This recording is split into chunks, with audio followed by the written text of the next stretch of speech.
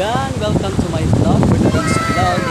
Dito naman po kami ngayon sa lugar po ng Antique na kung saan po ay nakikita niyo po mga kalindi. Ang nasa likuran ko po ay lalaki po ng alon nila dito. For today's vlog ay kami po ay magano po muna mag-swimming na kami po ng sunset. At silayan po natin ang kanila pong mga tourist spot na makikita po natin dito sa kanila pong area. At nakikita nyo po guys, ayan, sasamahan nyo po ako sa aking travel vlog na nagagawin dito ngayong araw na ito.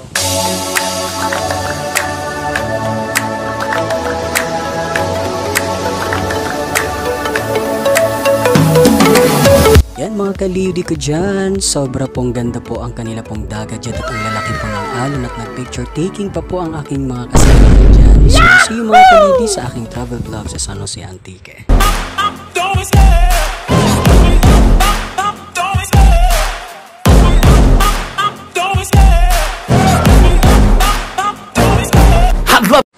Ayan mga kaliyudi ko dyan, pagkatapos po nilang mag-tiktok at nakita po natin po ang ganda po talaga ng dagat at marami po talagang nag-surfing po dyan ng mga turista at nasilayan po natin mga kaliyudi na sobrang ganda po at laki ng kanilang dagat at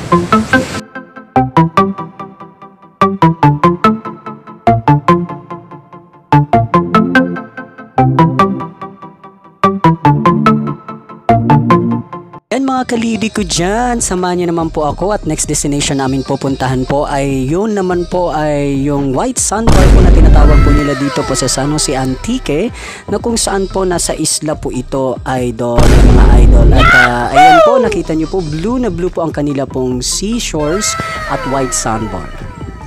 Yan mga kaliyudi, tapos na po tayo sa dagat. Doon naman po tayo pupunta po sa pinaka beach resort naman po na swimming pool dito po sa Julian's Beach Resort Garden. Mga kaliyudi, kararating lang po namin dyan at nandyan na po kami ngayon sa beach resort ng Julian's Beach Resort Garden na kung saan po may pool po sila na meron pong lalim na 6th floor at meron din po sila kiddie pool at meron din po para po sa mga adult pool.